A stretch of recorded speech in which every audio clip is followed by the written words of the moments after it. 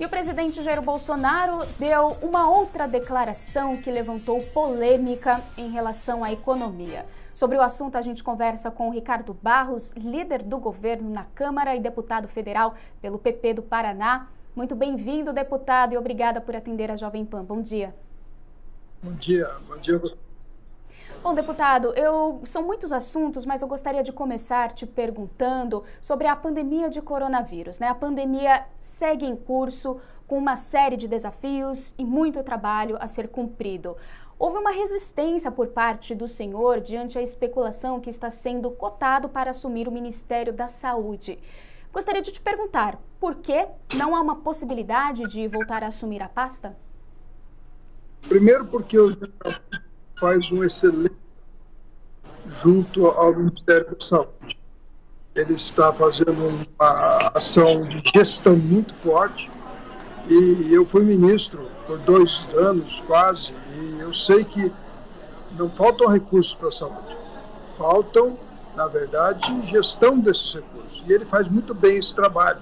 É uma pessoa comprometida, dedicada e eu estou satisfeito com a forma como ele tem avançado nos resultados do Ministério. Segundo, porque eu já fui ministro da Saúde, eu já tive esta oportunidade, fui o 5º ministro mais longevo da história do Brasil, com apenas 22 meses frente à gestão, o que demonstra a rotatividade enorme de pessoas à frente do Ministério, que não ajuda, realmente não faz bem para a saúde essa troca tão constante de ministros. É bom que ele permaneça, ele faz um bom trabalho, e eu estou muito tranquilo na tarefa de líder do governo na Câmara. Espero continuar contribuindo com o governo e com o Brasil nesta posição. Deputado, e como que esse assunto tem chegado até o senhor? Houve alguma conversa oficial ou apenas especulações nos bastidores por parte de quem? De qual ala do governo? Não, é só especulação de imprensa. Ninguém tratou esse tema comigo. Eu tenho reafirmado que não tenho interesse nesta posição. Eu estou convencido de que o melhor para o Brasil é manter o trabalho que está sendo feito. A equipe técnica do Ministério é muito qualificada e nós temos o maior programa de imunização do mundo. Nós temos o SUS, que é o maior programa de atendimento gratuito do mundo, 38 mil salas de vacinação, que também é a maior estrutura do mundo de vacinação, então não vejo nenhum problema. Nós vamos passar por este momento de forma absolutamente tranquila e o ministro tem atuado nas outras áreas relevantes, como a informatização da saúde, a qualificação dos agentes comunitários e os que são os principais gargalos para a melhoria da eficiência da saúde no Brasil. Bom, deputado, o senhor já foi ministro da Saúde, então o senhor conhece o funcionamento do SUS e tudo que envolve as tratativas desse ministério. Enquanto a vacinação está em vigor em pelo menos 40 países no mundo, o Brasil ainda não consegue definir uma data do início da imunização, fechar com um fabricante e agora a mais recente notícia que suspendeu a compra de seringas. Na sua avaliação, poderia estar sendo diferente? Olha, nós temos uma Constituição. A nossa Constituição diz que todo cidadão tem direito ao acesso ao judiciário. Todo cidadão pode buscar a justiça para tratar dos seus direitos. E as produtoras de vacina, algumas delas estão exigindo imunidade jurídica. Eles querem vender a vacina, receber o dinheiro, mas não querem se responsabilizar por absolutamente nada que aconteça após a vacinação. A nossa Constituição não dá ao Poder Executivo, nem ao Ministério, nem ao Presidente da República, o poder de assinar um contrato dizendo que aquela parte do contrato que produz a vacina não pode ser processada no Brasil. Isso não existe no nosso mundo jurídico. Então a exigência é descabida por parte do produtor de vacina. Se outros países se submeteram porque a sua Constituição permite, ótimo. O Brasil é um dos maiores produtores de vacina do mundo, nós somos tradicionalíssimos nisso, fornecemos vacina de febre amarela para o mundo inteiro, nós temos expertise nisso e vamos resolver o problema com a tecnologia que está disponível. Agora, 300 mil pessoas vacinadas na Argentina, lá já começou a vacinação. Ora, vamos parar com esse faz de conta. 2 milhões de americanos vacinados relativamente à população da América, também não é nada. Quando nós começarmos a vacinar, em poucos dias nós estaremos à frente de todos os países em percentual de brasileiros vacinados, porque nós temos uma estrutura de 38 mil postos de vacinação no Brasil, que funciona permanentemente, aplicando mais de 300 milhões de vacinas por ano. Nós temos a estrutura que outros não têm. Então, quando nós tivermos a nossa vacina autorizada pela Anvisa, com segurança para o usuário, nós vamos aplicá-la e rapidamente estaremos à frente de quase todos os países em percentual de pessoas vacinadas relativamente à população. Essa vacinação já começou, faz-se uma onda em cima dela, mas são pouquíssimas pessoas sendo vacinadas, é quase que uma jogada de marketing, que o Brasil não está querendo fazer marketing, o Brasil quer imunizar efetivamente a população. Deputada, e nós temos uma expectativa de uma data para que, então, assim que começarem poucos dias, nós estaremos à frente de outros países, com grande parte dos brasileiros imunizados?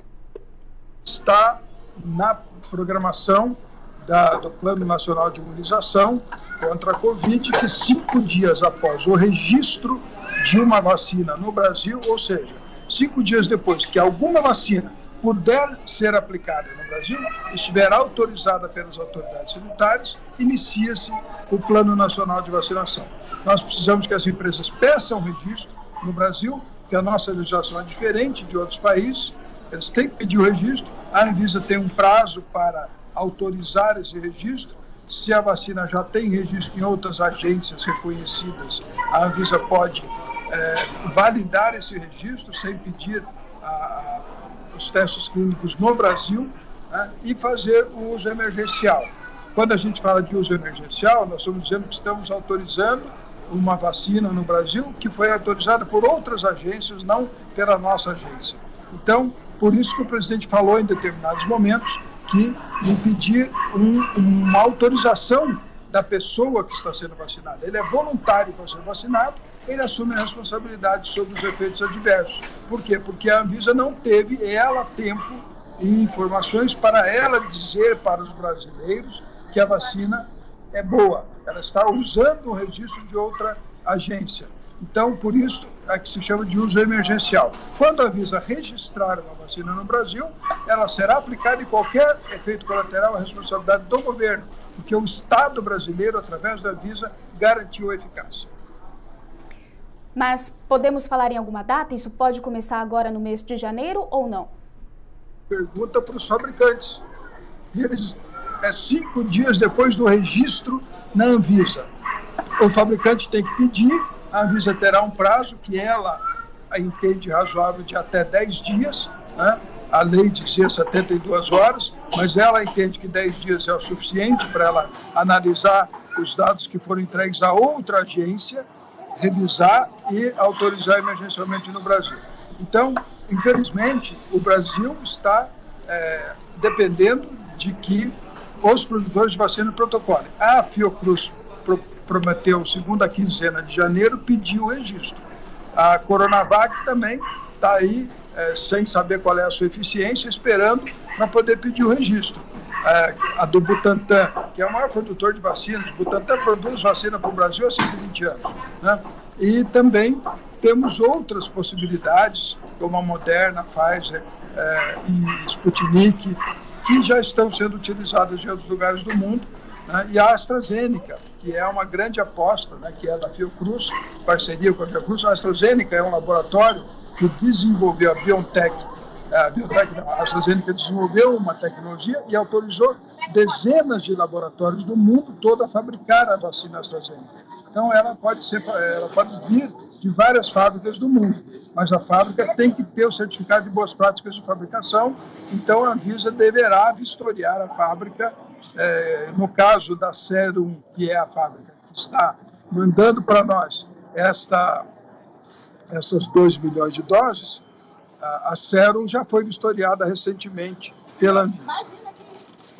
Deputada, nós temos a informação agora nesta manhã que o Instituto Butantan se reúne com a Anvisa hoje e que os dados de eficácia da Coronavac devem ser divulgados amanhã. O governador João Dória também mantém o início da vacinação aqui no estado de São Paulo para o dia 25 de janeiro. Existe alguma possibilidade do governo federal também contemplar as doses dessa vacina da Coronavac antes mesmo do estado de São Paulo?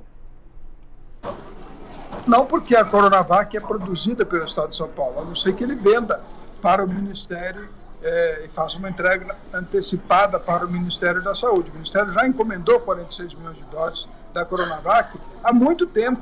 Lá faz meses já que ele assinou esse protocolo, comprando 46 milhões de doses da Coronavac. Agora, se você olhar do ponto de vista jurídico, tá? Existe no Brasil o sistema SUS, ele é tripartite e ascendente, né? Então, nós temos aqui os estados e os municípios com a prerrogativa de vacinar. Eles têm a total autonomia para vacinar. Então, nós não podemos impedir que estados e municípios iniciem vacinação ou comprem vacinas, né? O sistema brasileiro é assim. Cada ente da federação tem autonomia para fazer a sua participação na saúde e o município quando tem gestão plena, a autoridade máxima. Quando o governador Dória mandou fechar as praias e determinados municípios disseram que não, é o prefeito que tem, ao final, a palavra para decidir se sim ou não. Então, cobrar sempre do governo federal. A solução para tudo não é a solução no Brasil, porque estados e municípios aqui têm autonomia para decidir sobre saúde e o Supremo Tribunal Federal acabou de validar isso, dizendo que eles é que decidem sobre isolamento, eles é que têm a palavra final sobre a saúde. Exatamente. Deputado, e nós observamos claramente os efeitos dessa pandemia na economia do Brasil. Inclusive, ontem o presidente Jair Bolsonaro deu uma fala polêmica que está repercutindo ao dizer que o Brasil está quebrado e que ele, Bolsonaro, não pode fazer nada. E hoje foi convocada ali uma reunião de emergência com o ministro da Economia, Paulo Guedes, que estava de férias. Então, gostaria de perguntar ao senhor os efeitos dessa fala do presidente Jair Bolsonaro, ao dizer que o país está quebrado e que ele não pode fazer nada, e o que está sendo tratado nesta reunião de hoje lá no Planalto. Bem, quando o presidente diz que o Brasil está quebrado, ele está se referindo que já há 6 anos o Brasil faz déficit fiscal primário. O que é déficit fiscal primário? O Brasil arrecada menos do que gasta no custeio da máquina pública, sem falar em nada para investimento, tudo emprestado, e sem falar em nada de pagamento de juros, toda a dívida rolada sem amortização, e sem pagamento do serviço da dívida, que são os juros. Então, já há 6 anos o Brasil faz déficit fiscal primário. O orçamento enviado no ano passado, e que vale para esse ano, 2021, tem 247 bilhões de déficit. Ou seja, esse ano o Brasil ficará mais endividado, 247 bilhões. A pandemia nos fez um déficit de 700 bilhões no ano passado. Então, a situação fiscal do Brasil é crítica. Por isso é que o governo enviou para o Congresso a Pacto Federativo, que é a desvinculação e desindexação de receitas, enviou a reforma tributária, enviou a reforma administrativa e enviou a PEC emergencial, que estabelece os gatilhos para que, quando a despesa pública está muito alta, ela tenha que ser cessada para haver espaço fiscal entre a despesa e o teto de gastos públicos. Então, as medidas que o governo tem que tomar já foram tomadas. Quando o presidente fala que não pode fazer nada, é porque ele mandou para o Congresso não aprovou. O presidente Maia não pôs na pauta a reforma tributária, não pôs na pauta a reforma administrativa. Então, nós temos um ônus, né, político para ser administrado aqui no Brasil, que é a democracia. Nós precisamos convencer a sociedade a fazer as mudanças, as reformas necessárias. É só isso que vai mudar o Brasil. E não vai mudar para amanhã, não. Se nós fizermos as reformas todas que estão previstas, nós vamos daqui a 10 anos sair do vermelho, parar de ter déficit fiscal. Então, é um grande desafio, né, que não se resolve rapidamente, mas que precisa das medidas. A reforma da Previdência nos economizou 80 bilhões por ano por 10 anos. Já diminui a pressão. A política de juros do governo Bolsonaro, né, também nos economizou cerca de 300 bilhões por ano em economia de pagamento de serviço da dívida. Pagávamos 7% ao ano, estamos pagando 2% para rolar a dívida. Então, precisa ter coragem para enfrentar os problemas. E a maior despesa do Brasil é a folha de pagamento. 80% de tudo que nós arrecadamos é para pagar servidor ativo e inativo. Então, precisamos acabar com os privilégios. Nós temos oleiritos de 120 mil, 150 mil no judiciário no portal da transparência. E nós não temos, e precisa tomar uma medida sobre isso. Está lá o projeto de lei do teto do salário do servidor público, que precisa ser votado pelo Congresso, né? Nós temos que eliminar esses privilégios e cuidar de que todo brasileiro seja tratado de forma igualitária para que tenhamos mais justiça no gasto social. Bom, deputado, e após essa fala de Bolsonaro, o ministro da Economia, Paulo Guedes, disse que a economia está voltando em V. Para essa economia voltar em V, então vai depender muito de todos esses pontos que o senhor acabou de expor aqui para a gente? Com certeza. Não para voltar em V. Voltar em V é do efeito da pandemia. Nós tivemos uma recessão econômica muito forte por causa do isolamento social, que praticamente parou o setor produtivo brasileiro, e agora estamos bombando, vamos dizer assim. Se for comprar um carro popular, 90 dias para entregar. Se você quiser comprar um sofá, 60 dias para entregar. Não tem, vamos dizer, a economia está demandando insumos que não foram produzidos durante esse período da pandemia. Então, nós produzimos menos carros no ano passado e, portanto, não temos capacidade agora de entregar os carros que a população quer comprar. Produzimos menos por causa da pandemia. Então, nesse sentido, o retorno em V é em relação à pandemia. Se você falar do que nós estamos falando, de recuperar o Brasil fiscalmente, você tem que olhar para trás, 6 anos de déficit fiscal primário, e olhar para frente, que daqui 10 anos a gente vai estar arrecadando mais do que a despesa. E aí vamos poder começar a amortizar a dívida e vamos poder ter mais dinheiro para investimento. É isso, é essa visão do que nós estamos falando agora. Bom, deputado, estamos quase chegando ao fim aqui da nossa entrevista, mas quero te perguntar a expectativa, então, para o próximo líder da Câmara, Baleia Rossi, ou o deputado Arthur Lira. Qual que é a sua avaliação? Os dois candidatos são governistas, os dois candidatos são partidos de base do governo, e os dois candidatos são reformistas. Então, para a agenda do governo, não há risco, a não ser que o deputado Baleia Rossi tenha repetido a fórmula do presidente Rodrigo Maia e se comprometido para ter os votos da oposição de não votar as privatizações, que são fundamentais para o Brasil, de não votar as reformas, a reforma administrativa especialmente, a oposição é contra, a autonomia do Banco Central, a oposição é contra. Bom, se o Baleia Rossi se comprometeu com isso de não votar isso para ter os votos deles, aí é ruim para o Brasil. Mas se não, o MDB tem o líder do governo na Câmara, o líder do governo no Senado, o MDB é o partido do Baleia Rossi.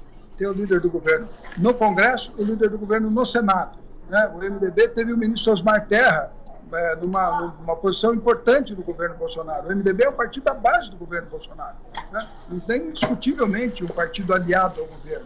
Então, esse discurso de independência do Baleia Rossi ou de que o Arthur Lira é governista é uma bobagem. Na verdade, são todos partidos do centro, né? E o centro é que sustentou todas as mudanças que o Brasil precisou fazer ao longo dos últimos anos, né? Se ganha um presidente de esquerda, o governo é centro-esquerda. Se ganha um governo de direita, o presidente é centro-direita. Por quê? Porque sem o centro não governa. Então, eu não vejo nenhum problema entre as pessoas e os partidos. O problema são os compromissos assumidos, né? Nós não podemos correr o risco de eleger um presidente da Câmara que tenha compromisso de não votar o que o Brasil precisa votar. E privatização é fundamental porque as estatais impedem o rápido crescimento dos setores que elas dominam. Veja aí a privatização das telecomunicações. O Brasil está muito avançado em telecomunicações e não era com a Telebrás que a gente ia conseguir manter isso, né?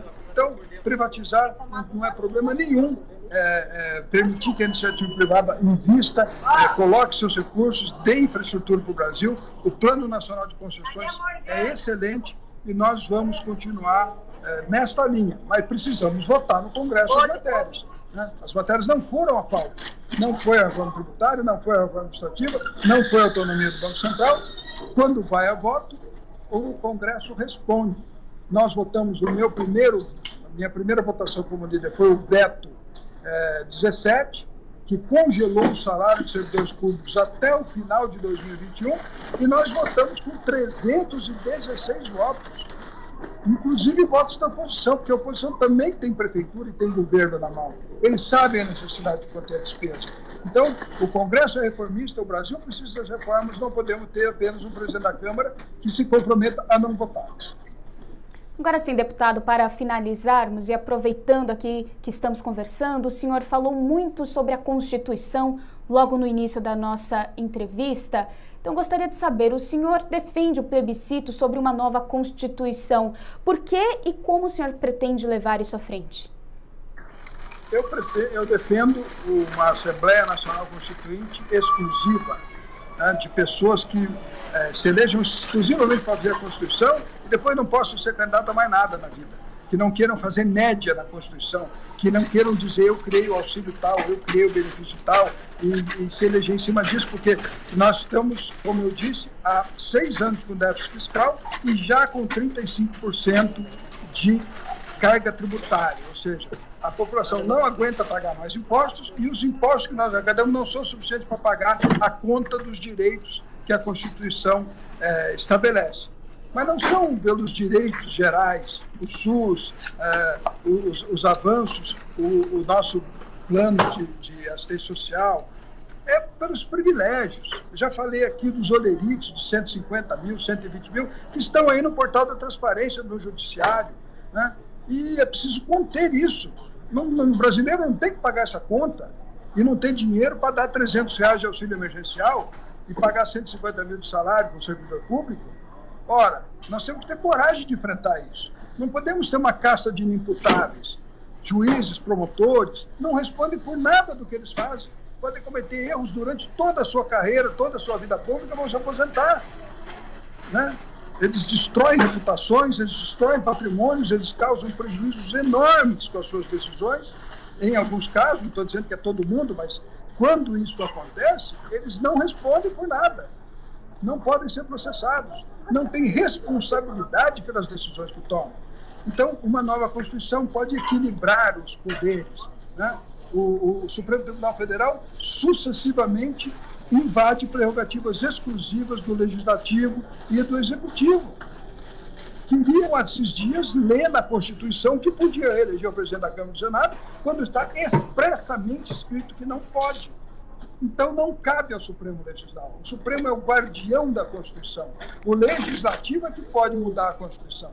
Então, temos que acabar com esse casuísmo, com essa briga de vaidades, todo mundo quer parecer mais do que o outro. Isso é uma bobagem. O Brasil precisa de trabalho, arregaçar as mangas, mão na massa, e produção, emprego e desenvolvimento. E nós não estamos andando nessa direção.